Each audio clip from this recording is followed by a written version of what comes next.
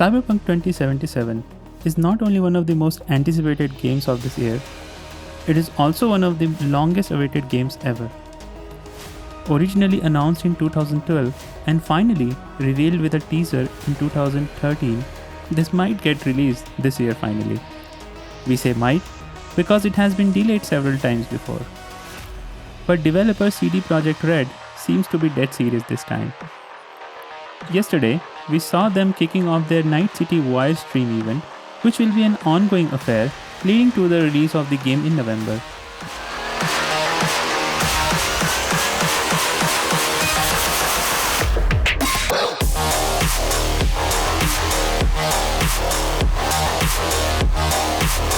We got a trailer, some gameplay bits, and good chunk of information about a new game mechanic called the Brain Dance, which looked like the detective mode from Detroit Become Human, but much more in-depth and much cooler.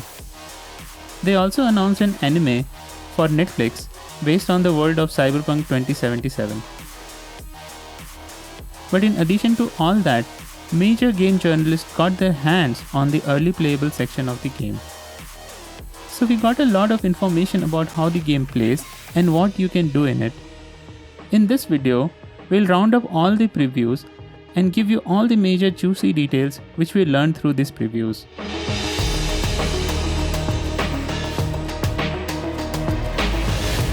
The world.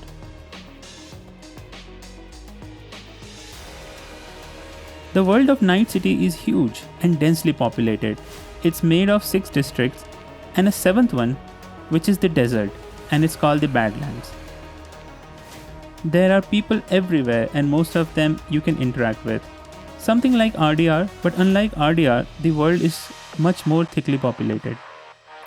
Some of these interactions may even lead to new side quests, something we have already seen in CD Projekt Red's last game, The Witcher 3. But here, it is on a whole different level. There are many groups and factions in the world. It'll be interesting to see how these actors shape the storyline, how our own character will evolve as the game unfolds.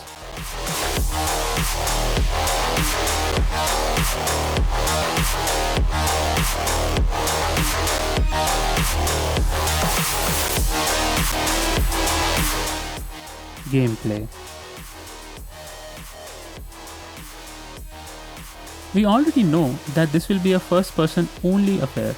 We'll not be able to play in third person at all. The gameplay mainly involves shooting, driving, stealth, hacking, and of course using Brain Dance for investigating. The gameplay is being described as smooth and responsive compared to Witcher 3, where controlling the main character Geralt felt clunky at many times. Many journalists like the stealth gameplay and express their willingness to go the stealthy way rather than go all guns blazing. Hacking seems to be at the core of the game, but with the 4-hour limit on the game for these previews, none of the journalists were able to fully utilize it. Most of the journalists share some concern over the driving mechanics, but that could easily be fixed by the developers before the game releases in November.